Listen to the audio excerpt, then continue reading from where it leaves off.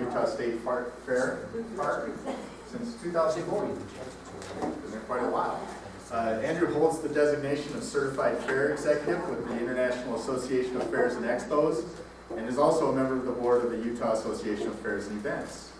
How many of you are members of the association? Almost everyone? It's a pretty shabby outfit. I can see that by the hands I got raised. You know, we're really working to work more with the association, and when we first had this session the first time, we really didn't think about having it as an annual workshop. We just wanted to do something for the fair directors, and that first time round found out about the association and that you guys are getting together, and so we really want to help promote the association and work with the association to make both the, to make this work with your association meetings and stuff. So that's how we got Andrew's name. Andrew's going to talk to us today about keeping the people that come to your fair safe throughout the several days of your fair. So, Andrew? All right. I had a PowerPoint that I was wrapping up this morning and it crashed, so. And then this happened. I'm having a great day. One of the things that we all have to deal with is safety. And it goes beyond patron safety. Safety of employees, safety of our vendors, our contract people. I mean, as a venue, as a fairgrounds,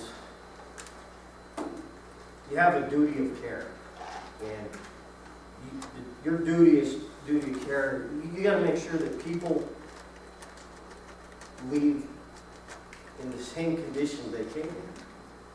I mean, it's your responsibility that they have a safe and fun time. And to do that, you've got to be proactive. Spend a lot of time in training, and I'm going to share today some of those things that I've learned, but I'm also going to share some of the experiences that I've had, because a lot of the learning that we're all going to get is from the mistakes that we make. And it's okay to make mistakes. They're going to happen. You've got to learn from them. But you've got to do the best you can to prevent it from happening, but you're not going to be able to stop everything from happening. Trip and falls. Trip and falls are probably one of the most claimed injuries in the country. And there's not a whole lot that you can do to prevent a trip and fall when a person's not paying attention to what they're doing. You've got to make sure that your surfaces are safe. People are going to trip, they're going to fall. They're going to get intoxicated, they're going to trip, they're going to fall. Some of those things you can mitigate, some of them you can't. And I'm going to try to go through my PowerPoint in my head as I remember putting it together. One of the first things that I wanted to talk about was crowd control issues. Okay. Before I do that, let me tell you what this is, and you can watch it. This is your wind speeds. Okay, and this is coming from Salt Lake City's National Weather Service location. This updates probably every 2 or 3 minutes, and I'll talk a little bit more about that stuff a little later in the presentation. This gives you a pretty much real-time wind speed, wind direction. So that, and if you'll notice the red are gusts. So those are your gusts that are coming out of those wind speeds. And I'll show you how to get to this. This is something that you can utilize. By no means does it make any of us a weatherman. But it's an opportunity for you to see something and try to plan ahead. Okay? Crowd control. I recently did a brief presentation on crowd control, and you really can't talk crowd control in an hour or in 2 hours. Things that you've got to consider when you're talking safety is people coming in and out of your venue. It's really important to make sure that you have enough points of entry so that people aren't bottlenecking on each other. And the same thing when you're talking egress, okay? We look at crowd control in different areas, and one of those keys is capacity. And a lot of us, and I'm speaking out of turn, I guess, but how many of you know how to calculate your capacity at your venues, in your buildings and those types of things? Okay? National Fire Code and National Life Safety Code, NFPA 101, there's some charts in there that are going to help you calculate those capacities. Okay? And it varies from 7 square foot a person in your area, so you're multiplying your width times your length, and you subtract stages and those types of things. And that gives you your capacity for the building, but one of the things that you've also got to take into consideration is the egress out of the building. 2/3 of your patrons need to be able to exit safely out the same way they came in, the main entrance. And to do that, there's a mathematical calculation for that as well, and it's 0.22 inches per person. So if you have, this doorway as an example, you would measure that doorway and divide that by 0.22, and that would tell you how many people you could egress out that door. Same thing with that door. Just because this space, if you took and you did 7 square foot per person in this space, you can easily fill this room but still not have the adequate egress for every person in here, which puts you in violation of code. But more than that, it puts you in a situation where people are going to trample each other. People are going to crush each other trying to get out. Could you repeat the door one again, please, Andy? Yeah, it's 0.22 inches per person. So how do you monitor that? I mean, I get thousands, well, I don't know, yeah, probably thousands of people in our vendor building. And there's a lot of people, you can't even get down the aisles. And if we had a catastrophe, it would be a big catastrophe. So who's standing there saying, well, you can't go in because our occupancy level is... That's a good question, because we're trying to work through that now. There's a technology out that I just found out about that'll actually count people entering and exiting. It's a digital technology. It basically picks up a head of a person. And it can pick up, it knows the difference between the front of a face and the back of the head. And it tracks people coming in and out. Now, it's something that the state of Massachusetts is using in their convention centers. I don't have a good answer for you. And because I just don't know, really. I mean, I'm going to give you the information, but I don't have that answer.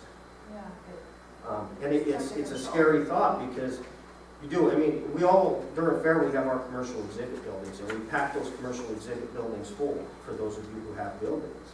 And if you had a disaster in there, how would you get those people out? How do you know how many people are in there? And the same thing, when I look at it, because I run a lot of earthquake drills. We run an earthquake drill every quarter, and it pisses everybody off, because I picked the rainiest, most miserable day to run the drill. Because, in my opinion, the earthquake's not going to wait for the sunshine to come. Okay? It drives everybody crazy, but I do it that way every time. And it's easy for me to run that drill with the staff in the office, because I know how many people I got in the office. If I had an earthquake in the middle of a fair, and one of my commercial buildings collapsed, I wouldn't know how many people were in there. So when first responders get here, one of the first things they want to do is get a count. And they're going to talk more about that in emergency preparedness, I'm sure. But you have to know, there's a point where you've got to know how many people you have on your facility. One of the things that we do, and we're a little different than some of you guys. Most of you guys are free entrance to your venues, right? For like your county fair and stuff. We charge, so I'm able to pull a ticket count at any gate at any time. Now that tells me how many bodies I've had come in. That's not telling me how many bodies I've had exit.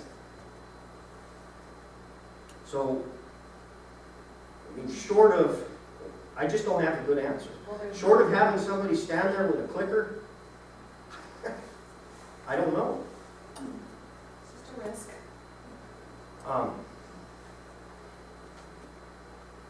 Well, we can't use that camera from Massachusetts because of facial hair we have at our fair. We'd be able to decipher the front from the back. Sorry. Right. One more thing while I'm on crowd control, like we've talked a lot about demolition derbies and rodeos earlier. One of the things that we've had to start doing is we've had to start charging for our demolition derby, which we hadn't in the past, to help us. The intent wasn't to cover the revenue or to cover the expense.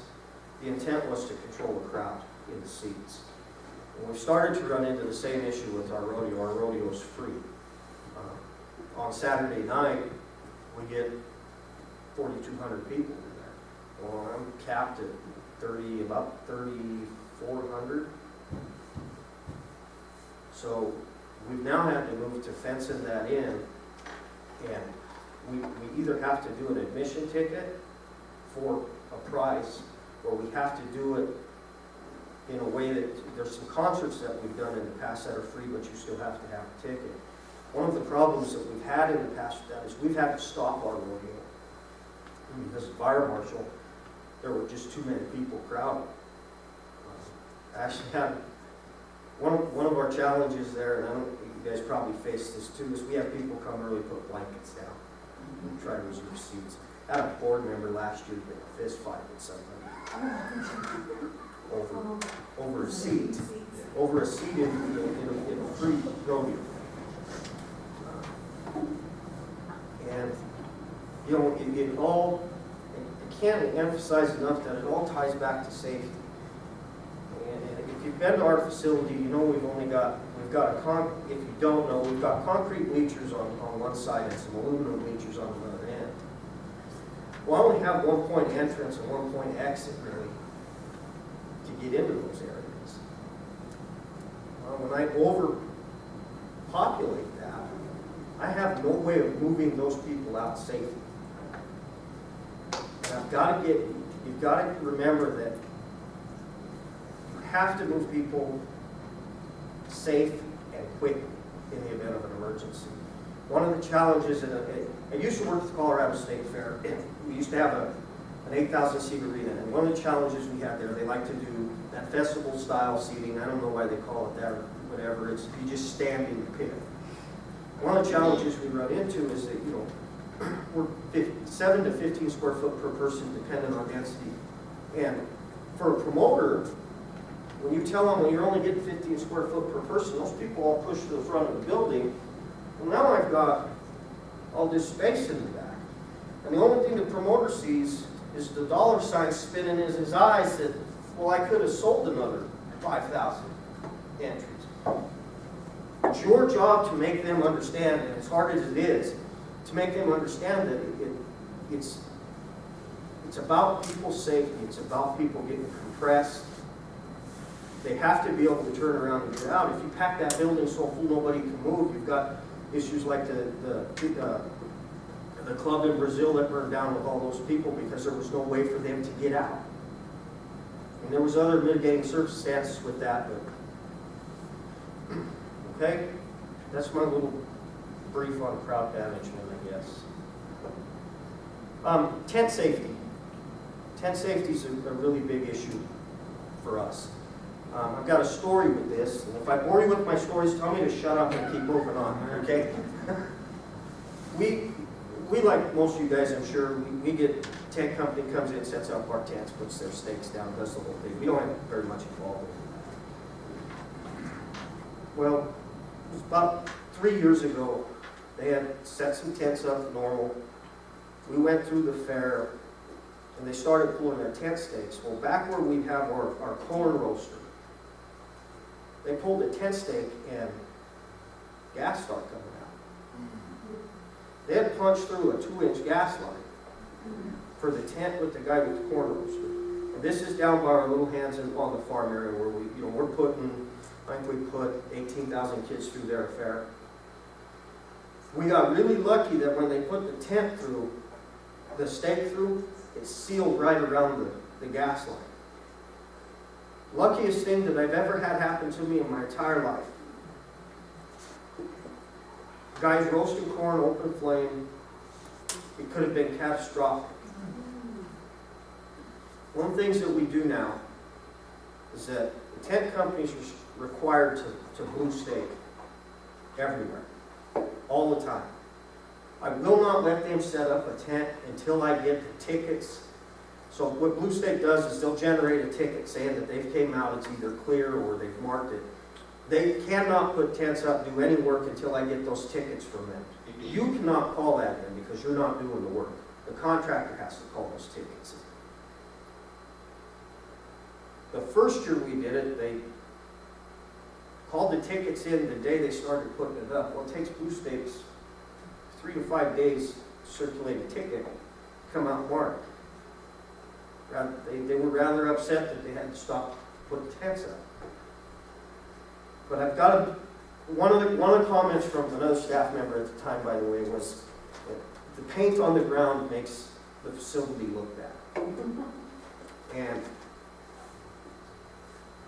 on a busy day, the death of 2,000 or 3,000 people down by the corn roaster makes the facility look bad. I don't care what the paint is. Okay? Really stringent on tent stuff. All of their tents are required by law to be fire resistant. They have to have a certification attached to the tent. It's a little tag. The other thing that they are not allowed to do at our facility, and I run into some issues with this on other events, but we do not allow any open flame cooking under our tents. It doesn't matter how big the tent is. I had some pretty decent pictures on PowerPoint I had of some burnt down tents.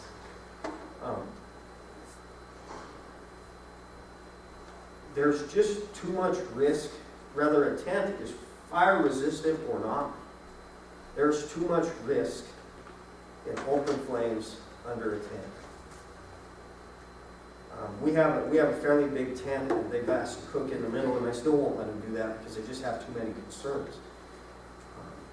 Wind, people bumping into things, knocking over something that had an open flame in it can catch a tent on fire. Yeah. Do you have a basis, the restrictions that you do allow an open flame in outside so many feet from something? We allow it outside. It's got to be, I require 25 feet away from any structure. Okay. Like I said, I'm a lot more stringent on that than some other places. But I'm worried a lot about people's I lives. think you're doing the right thing. Do you require them to have their suppression with them? I do. Anybody who's doing anything with grease has to have a hood system of some type. Okay. I'm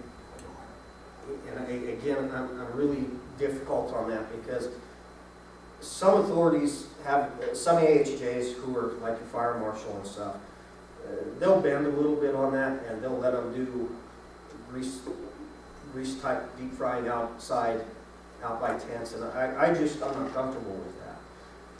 The problem with doing it outside is that, let's be honest, we all have hoodlums that come to our facilities. Any drop of water, even rain, drops into something that you're deep frying in with grease, is going to cause you a problem. Cause that grease to overflow.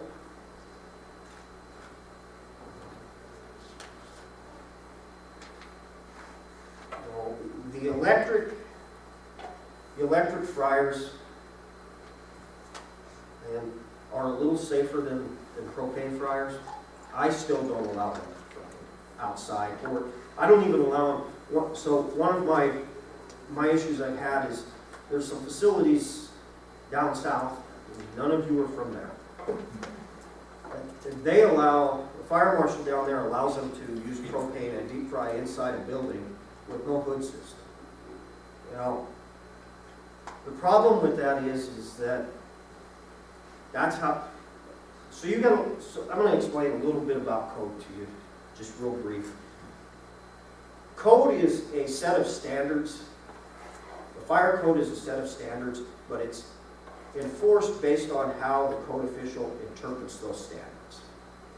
Now, whoever's down south interprets those standards far different than I do. Code specifically says you can't cook with propane inside unless you have the proper piping, and you can't do any frying inside unless you have a hood system. Those are just general safeties. So I've lost an event because I refused to let them fry with propane inside my building. That's a monetary risk that I'm willing to take. Management doesn't see it that way sometimes, but that's my fight. My job is to put the public first and, in a sense, worry about the revenue later. I mean, without patrons being safe, we're not making it. You know, any incident that happens at your facility, whether you're liable or not, tarnishes your name. It's not, and we do the same thing. I mean, we have hold harmless clauses, and that helps us greatly on the legal side. But on the media side, anything that happens, whether it was your event or rather it was a festival that somebody else rented your space and put on, it's not so-and-so's party. It's not so-and-so's festival. It happened at the Washington County Fairgrounds. It happened at the Utah State Fairgrounds. That's what the media picks up. It puts our name out there, and it makes us all look bad in that sense. Now, the biggest thing is you've got to find a way to do that damage control quickly. And again, the more you can be proactive about solving those problems, doing a risk assessment. I mean, one of the things that we continually do is we do risk assessments quarterly. And I've gotten to the point where I bring in people from outside. I can walk the facility all day long, and I'm going to miss a whole bunch of stuff because I walk the facility all day long. Things just become normal to me. I bring in people from outside. I have one team that is just my fair people, like the head of the ushers, the head of ticket taking, those people. They come in twice a year, non-fair related, and they walk my buildings that they normally don't get into, and they do a risk assessment. We critique everything, write everything down. The best thing for me is to have a list of the deficiencies I have. Then I take that list of deficiencies to the powers that be and make them decide if they're going to continue to cut or modify things. These are the issues we've got. I've got to prioritize those issues. I mean, a piece of ripped up carpet's probably not as vital as an exit door not working. I went to a building and we had an issue with our panic bar. It would not open. That's far more important than a piece of carpet. It's my job to prioritize those things. But what I'm trying to get at there is it's okay for you to do the risk assessment yourself, but I would recommend bringing somebody in. Call one of your colleagues. That's why we're all here. I mean, most of us know each other. If we don't know each other, we need to get to know each other before we leave. Call somebody that doesn't know your facility. Have them take the day, do a walkthrough with you. They're going to point out things that just were oblivious to you before. Okay? I'm going to move on to electrical safety, which we all run temporary power for our vendors, right? I mean, the majority of us run temporary power sometime, whether it's an extension cord, whether it's 208 or 50 amp for somebody for a camp trailer or a cooking trailer. When I first started, they used to run Romex, and they had a indoor quad box put on the end, and the quad box didn't have any weatherproofing. It had the holes in it from where you screwed in the 2x4s on the wall. Well, they're running these on the ground, in the grass. Well, what happens during most of our events? Yeah, we usually get a day of rain, moisture gets into these things and it causes a short. We've switched, one of the things that we've done, and it's taken us 8 years, and we've still got probably, I'm going to guess we probably still have 3 sections of our facility left to do in our temporary vendors. We've changed everything to heavy-duty SO cord with a waterproof connection. We tape our waterproof connections with a weather-resistant tape. And all of our boxes are weatherproof boxes. One of the things that we're going to next is we're going to start to mount these boxes on little posts. It's like a U-post, I don't know. They're like baby T-posts to me. And try to get those off the ground. The waterproof box and the waterproof connections are helping me eliminate the electrical liability from the moisture. One of the other things that I've run into a lot of resistance on, but we've started doing it, is we're starting to do electrical inspections on all of our vendors' trailers. 4 years ago, I had an alligator display, and he had some faulty wiring. He was actually using a residential extension cord to run two 250-watt high output little like floodlight things. I had a little girl lean up against that trailer. She got electrocuted. She didn't die. They got her taken to the hospital. And I'll tell you right now, there is no feeling like walking up to somebody and seeing that look in a parent's face that their little girl just got electrocuted. She's only 6 years old. And not knowing what the outcome is. I mean, so now because of that, we're at the point now where we're starting to check all of our vendor trailers that they run. Go ahead, Dirk. Do you have an employee that's qualified to do that? I have an Or do you contract electrician. that out? Okay. I have a journey electrician. But if we didn't have that, we could contract that out fairly easy, I would suppose. You could contract it out fairly easy. Again, I'm not hesitant to send somebody to help you and show you what to look for. I don't want to assume any liability though if he misses something on your property. Okay? And I wouldn't Yeah, ask sure. that, I wouldn't ask that of you, but I. One of the things that when I worked at the Colorado State Fair, one of the things we were able to do is we were able to trade the electrical inspector from the city, passes to the fair, and he would just come out and run through and check everybody's booth.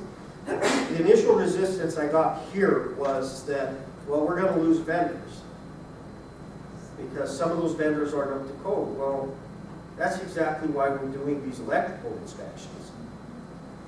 Again, it's public safety.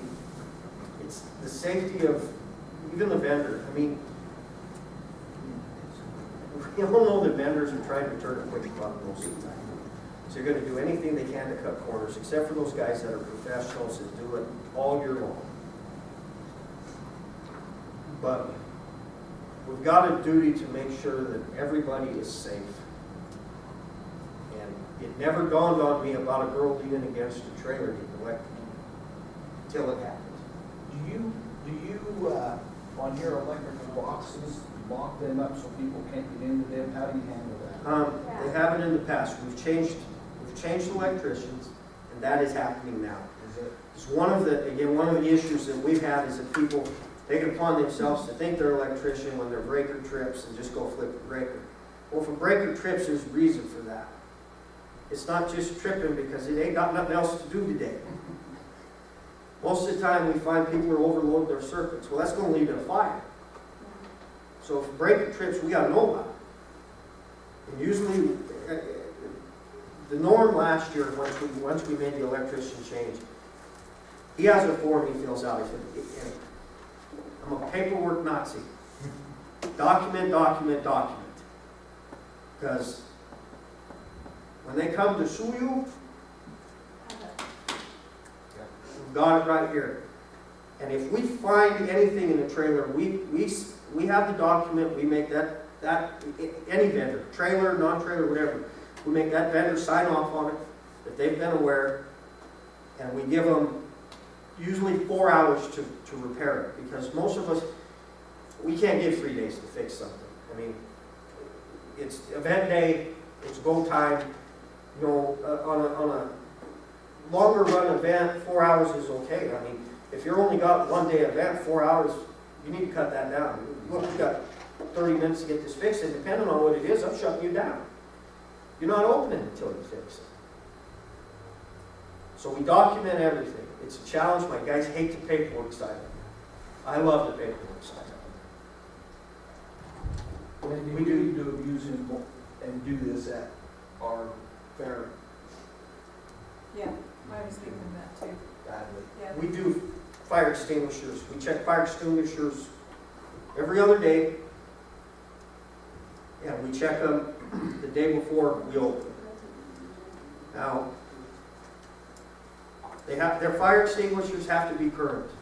They have to, some of these guys are, okay, so fire extinguishers, I require anybody who's using any kind of heating device, even the, drives them crazy, even the Sensi people, I make have a fire extinguisher. They can go to Walmart and get a small fire extinguisher, but you gotta have a fire extinguisher. Because if something happens, you need to be able to put that out.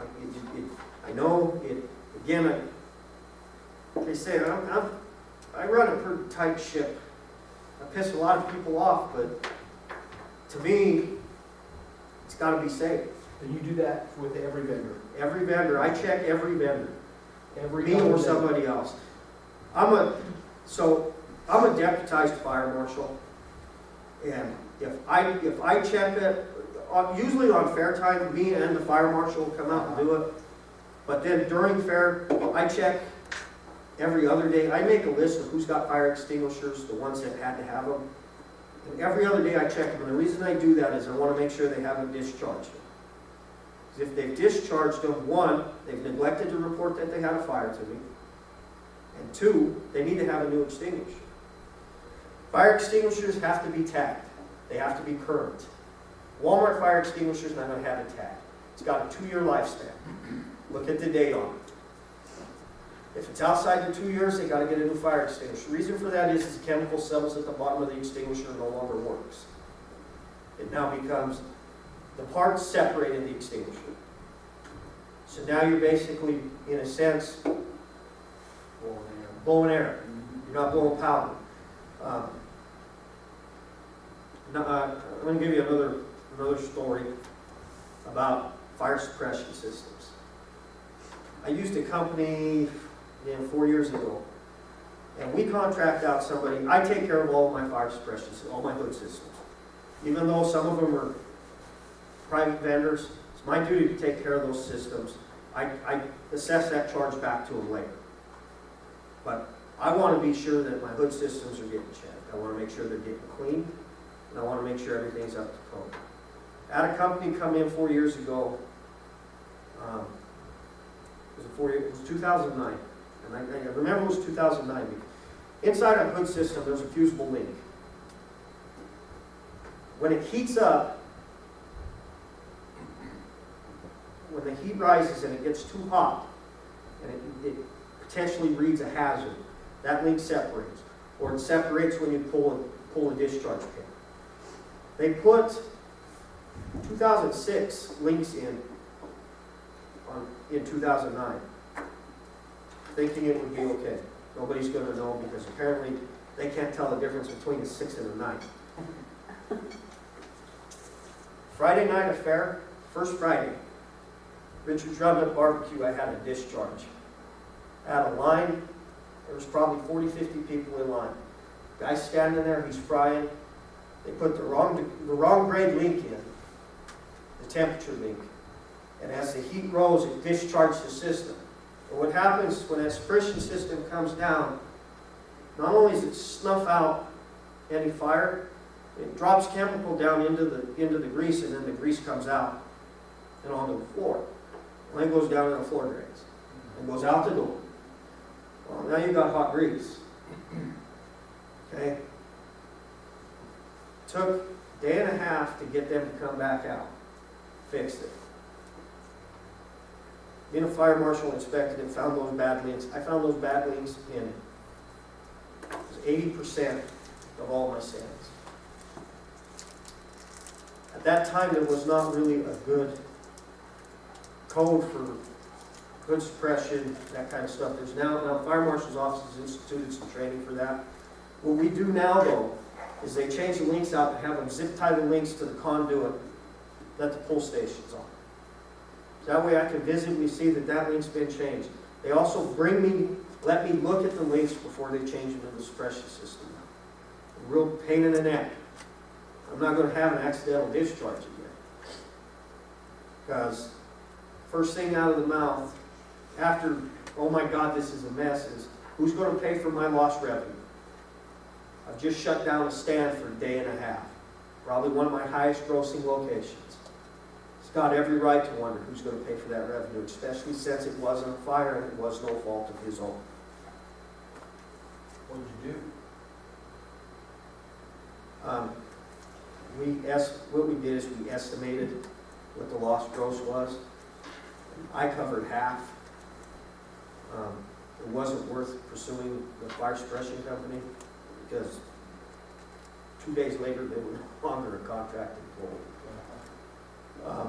And personally, it's better for me to pay that to him because I don't want him to have to fight this fire suppression company to get that money, because now all that does is create a bad relationship with us. And again, it's one of those monetary risks that I take, but I need to keep that relationship strong.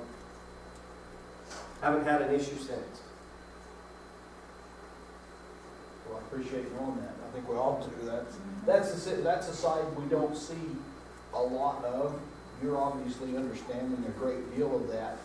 I wondered why they were zip tying our links. I've been taking the links and throwing them away. I thought, well, what horse's ass put this up there again? Now I see why.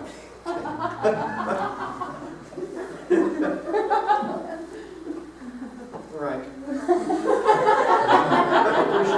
The last little bit I want to touch on is weather. We all have seen all the bad things that have happened with wind. The stage collapse in Indiana. There's been a couple other stage collapses, one in Ottawa. Certain things can be prevented.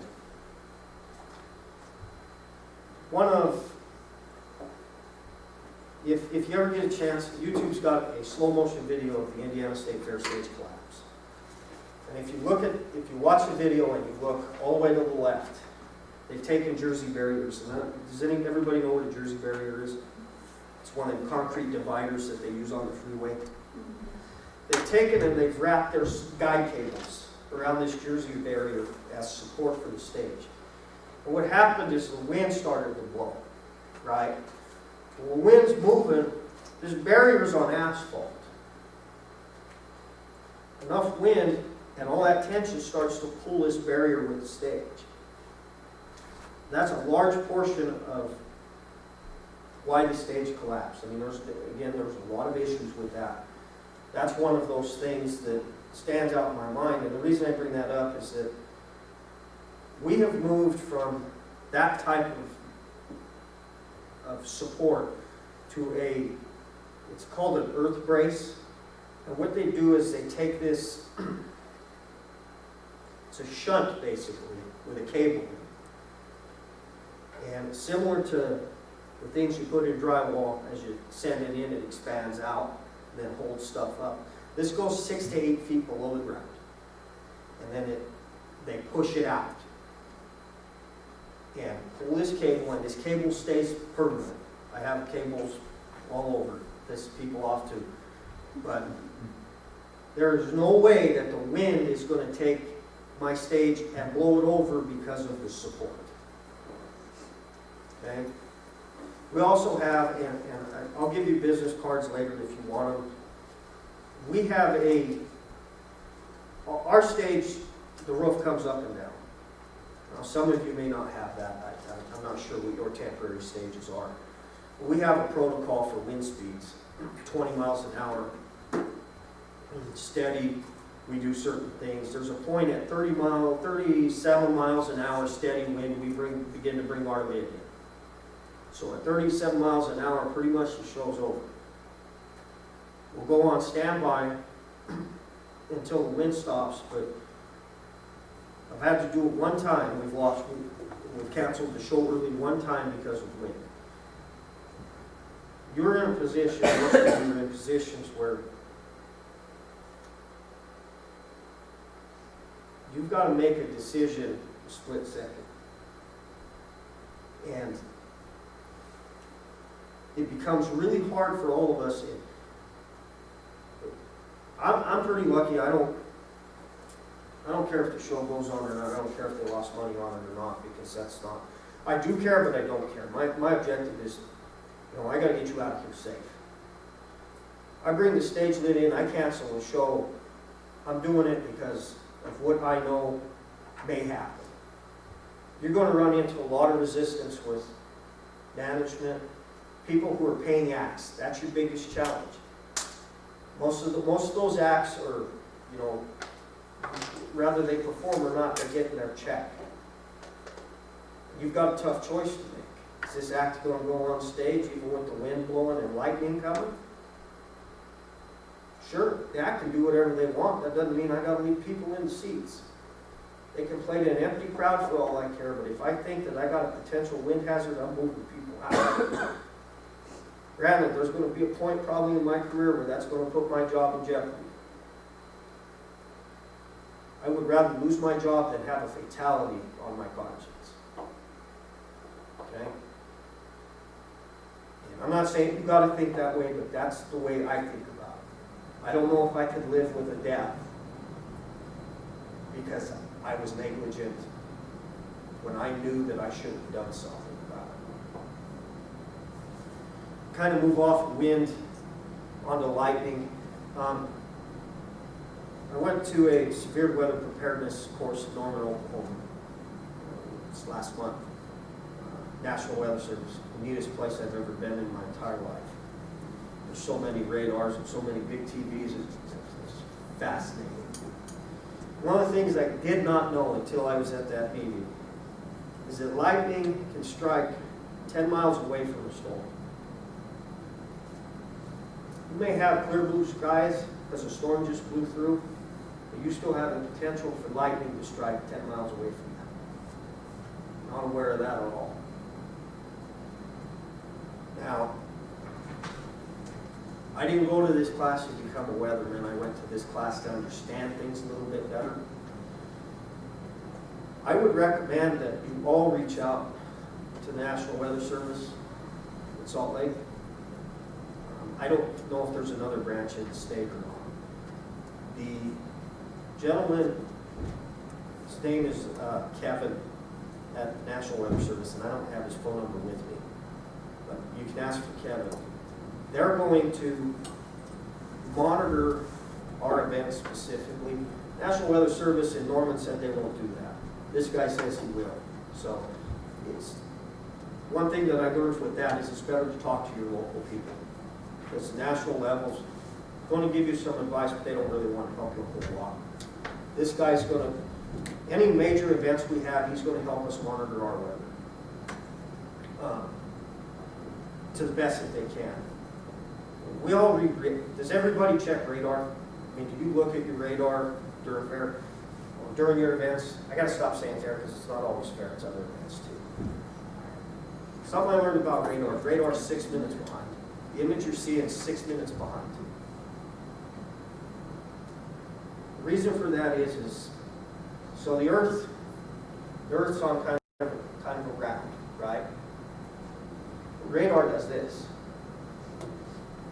Radar's got to spin 19 times to read everything in a storm cell. It's missing everything from the bottom here. The other challenge we have is that our radar systems are set up in the mountains. Well, that's pretty high elevation, so it's not reading anything down low. Radar is helpful to the minimal sense. It's going to tell you where it feels the heaviest portion of the thunderstorm is, but it's not giving you all of the data that you think you're getting. That's why it's important to reach out to the weather service. Okay? If the weather service is too far away, they'll refer you to, I've even called the KUTV, and I've got one of their meteorologists over there that's going to help us during our event. Just because I can read radar, I can read wind speed, I don't know anything about it. I can read it, that doesn't mean I know what it's saying.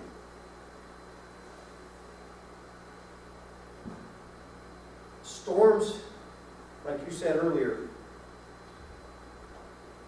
they're the thing that you really can't control. You can't control weather. But you have to try to monitor what's happening around you and stay as informed as you can. There's 4 of us at fair, during our fair, that monitor weather. I've got one guy who monitors weather all day long. I'm going to have somebody that really knows how to monitor weather start helping me. I've got another guy that monitors weather 2 hours before the show. And I've got another guy that monitors weather during the entire concert. One of the things we're going to start doing is the weather service is going to come out and they're going to sit with us during our morning safety briefings. We do a morning safety briefing, yeah. And what we do, got a few more minutes, and then what we do is I bring in the owner of the carnival, Salt Lake PD, Salt Lake Fire, EMS, any of the smaller departments that are key, tickets, accounting. We all come together at 9 o'clock in the morning, parking, everybody. We run through a safety briefing. We go over what happened the day before. We go over anything that potentially could happen today. During that meeting, I have somebody out on the grounds, and all they're doing is running around checking trip hazards, checking drain covers, all of that. We check every morning. I'm going to have somebody doing that all day now because there's some things that we missed last year that we probably shouldn't have. So we decided to, and they decided, and it's hard because we're all cash strapped. I mean, realistically. And to get somebody to come out and continually to just walk around and check things, safety things, and not do any other work is kind of a challenge. I've found that my older law enforcement people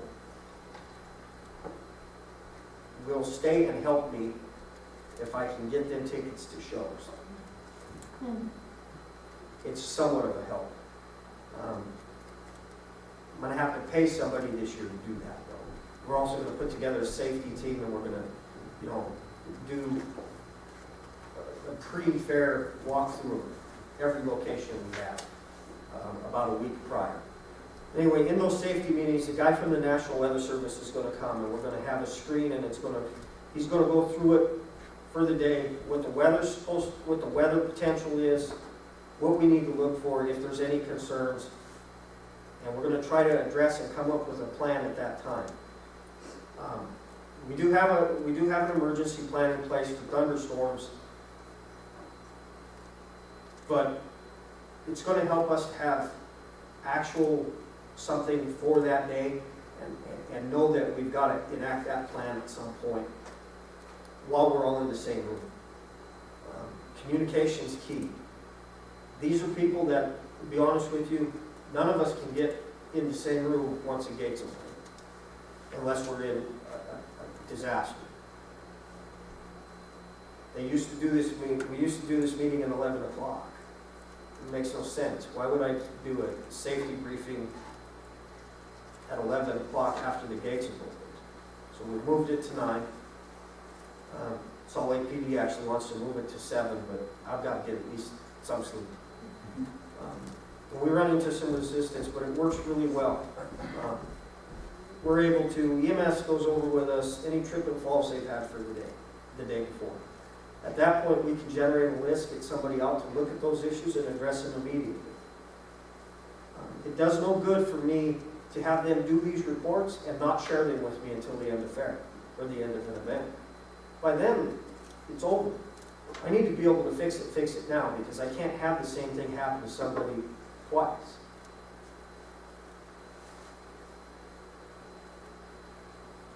Yeah. Your key team members that you speak of in that meeting, your communication system, is that all radio or you all telephone? It's all radio, which, works well. Radios are expensive to rent though. I mean, we're in the process of buying radios. One thing that I will share with you, if you need radios for your event, do not hesitate to call me. I will share my radios with you if I don't have something going on. Okay? It does not matter to me. The radios work with each other in about a mile distance from each other. We've got a, I don't know what you call it, temporary, but kind of a blow and go type of repeater that we can take out if we need to. I'll share those things with you guys.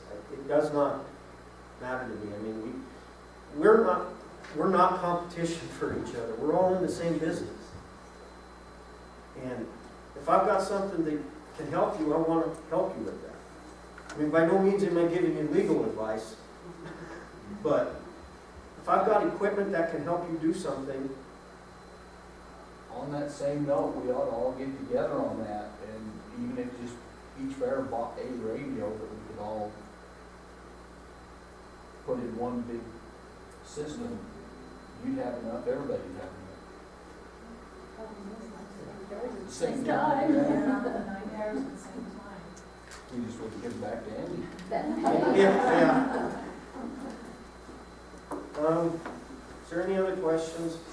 I mean, is there something that you want me to talk about that I ain't talked about? How do we get to the next speed stuff? See if I can get it come back up. I think you did well without your presentation. Yeah, real You good. did very well.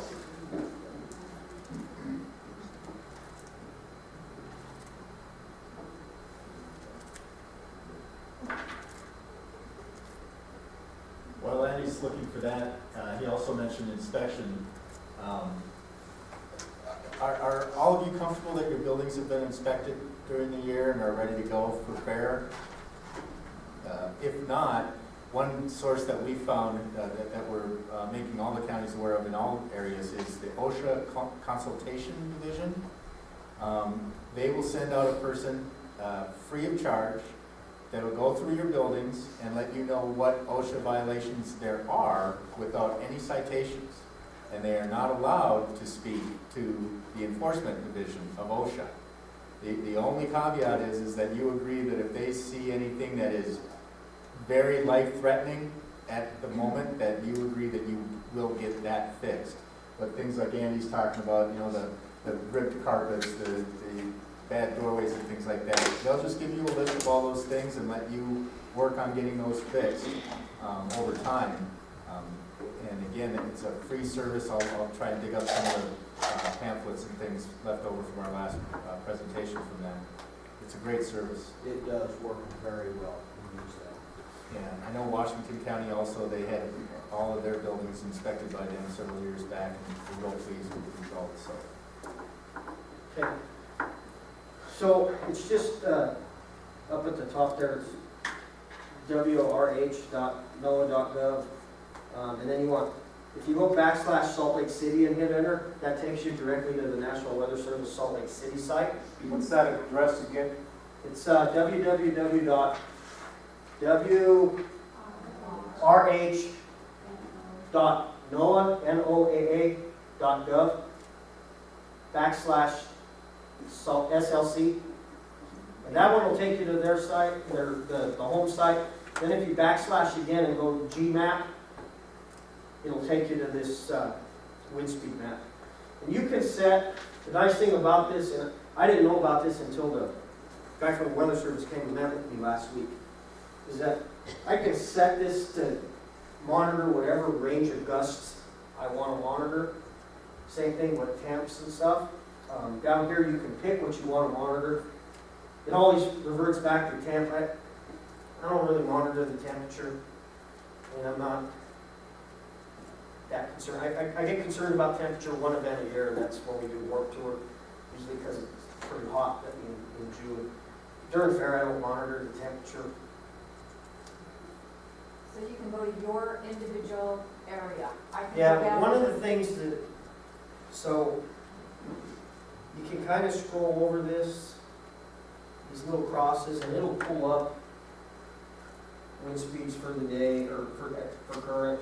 You just gotta find where you're at, where you wanna be.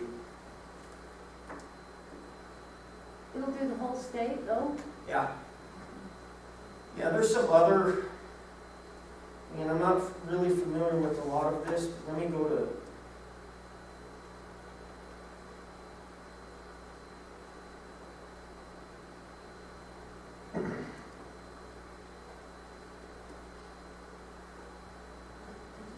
Are they a minor league football team? Texans? what?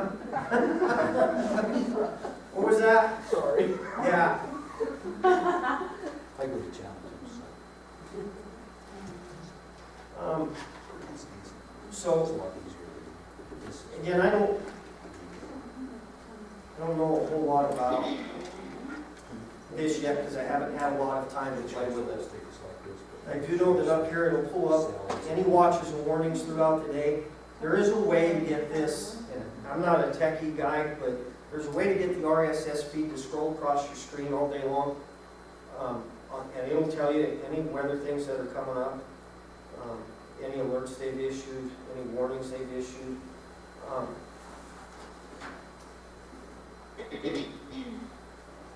The biggest thing is, and I can't say it enough, is get in contact with National Weather Service in Salt Lake. At least make that attempt. He will ask you for a calendar of your events. You want to get on their call list. If they pick something up, they're going to call you. Rather they're doing it for you or not, they've got a system that if weather pops up and it's in your location where there's an event, they're going to send a phone call to you and let you know that something's, there's a warning here, or it may be a text, but you're going to get an alert somehow or another. One of the things that we're going to do is we're going to get on WeatherBug. They do a thing that you can contract. I'm going to get on WeatherBug for lightning monitoring. National Weather Service, they're telling you where the lightning strikes are on some of their stuff. They're getting their link right to WeatherBug. They're using WeatherBug software, and that's how they're telling you there's lightning. So I'd rather go right to the source and have them put. We're going to do a lightning monitoring system. I'm looking at about $1,500. I'm trying to find a grant through, I think their Department of Commerce is where it knows under. They've got some grant monies available for things like that. My problem is that I'm quasi-state government, so I'm a little too big. You guys, some of you smaller agencies, some of you smaller guys, you may have an opportunity to get that. That's the other thing I do a lot of, is I've signed up for every grant search website thing I can find, just so that it sends me an alert there's a new grant ready, because I need money. Okay? Looks like I went over time, I'm sorry about that. Hopefully that helps you, give you some input, some insight to some things you may not have thought about.